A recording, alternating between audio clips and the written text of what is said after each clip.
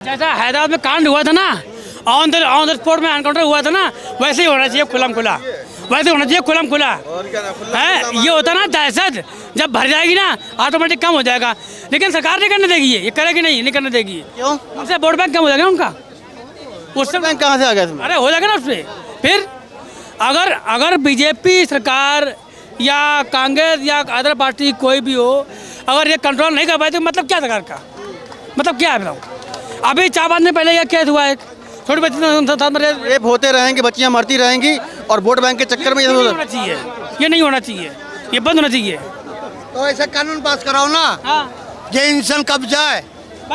कानून कमजोर है। क्या कमजोर है? अमित शाह में हिसाब से पकड़ा जाएगा तो दोनों ही कमजोर है। फैसला नहीं दे सक रहा इस तक, फैसला तो हो रहा नहीं है।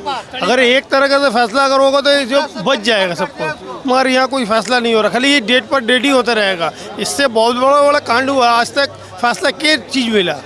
मैं कहना चाहता हूँ जितने भी बहन बेटियों के साथ बलात्कार हो रहे हैं, आए दिन होते हैं, हर 5 सेकंड में बलात्कार होते हैं। मैं भारत सरकार से रिक्वेस्ट करना चाहता हूँ, जितने हमारे तमाम युवा हैं रिक्वेस्ट करना चाहते हैं कि आप सख्त कानून लेके आओ और ऐसी जो भी बलात्कार करता है, जो भी किसी भी धर्म का, उसको direct on the field shoot out कर दो।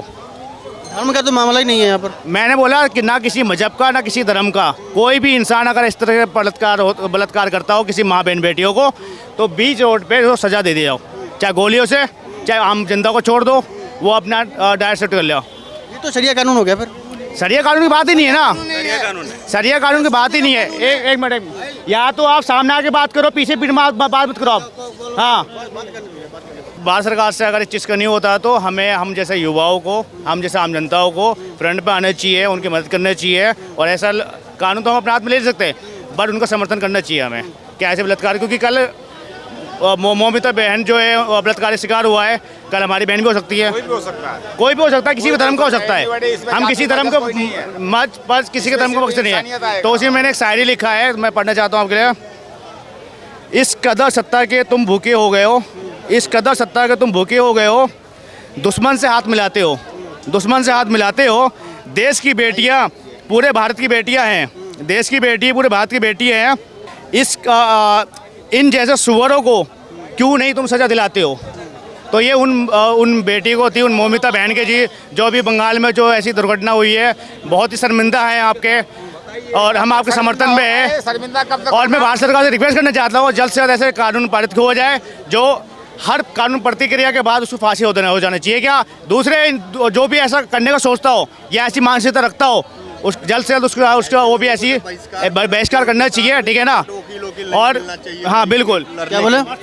उनके सपोर्ट में कोई वकील, कोई कानून, कोई पुलिस नहीं होना चाहिए जो दोषी है।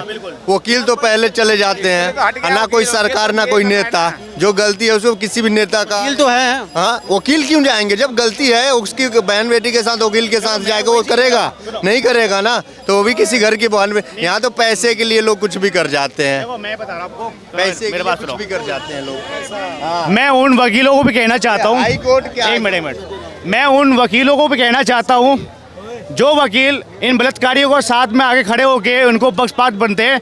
कल आपकी भी बेटी इसमें शामिल हो सकती है, तो ऐसे बलात्कारियों को सपोर्ट ना करें, ऐसे बलात्कारियों को वकील के सामने खड़े ना हो सके, ऐसे बलात्कारियों को फ्रंट पे आके आप जैसे वकील आके सख्त कार्रवाई दिलाने का मांग करें।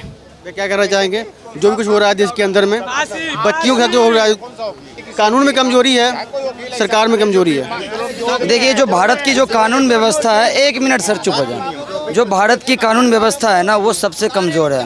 वो बताता हूँ रीज़न। ये कानून जब तक रिजल्ट लाती है, जब तक किसी को सज़ा सुनाती है, तब तक 3-4 रेप और हो चुकी होती है। ये इतना डिले क्यों करती है? ये सज़ा देने में इतना डिले, आपके सामने पीड़ित है, आपके सामने आरोपी है, फिर आप इंतज़ार किसका? दूसरी बात, इतने सालों से भी, इससे पहले आसिफा का मैटर हुआ, निर्भया कांड हुआ, बिल्किस बानो का हुआ, तो बिल्किस बानो के आरोपी को भी आप देखे होंगे कि उसमें सज़ा क्या देता है ये लोग, 10 साल 20 साल के बाद ना फिर बाइज्जत रिहा कर दिया जाता है। इससे जनता के अंदर, आरोपी के अंदर मनोबल बढ़ता है कि होता क्या है, आज मैं बलात्कार किया, 20 साल के बाद मुझे तो छोड़ ही दिया जाएगा, क्या उसको रिहा करने से उस जिस महिला के साथ, जिस बहन के साथ वो बलात्कार हुआ, उसको न्याय मिल गया? अब सर कलम क्यों नहीं कर रहे हो? अब गोली क्यों नहीं मार रहे हो? अब मर्डर क्यों नहीं कर रहे हो? अब अकेले में सजा न दे, चौराहे पे हजारों आदमी के बीच ला करके सजा दे। जब ये 1000 आदमी जनता उसको सजा देते देखेगी, मौत को जब करीब से देखेगी, उसके अंदर खौफ पैदा होगा। खौफ पैदा होगा कि मौत कैसी होती है। आप तो बंद कमरे में सजा दे रहे हो, क्या खौफ पैदा होगा?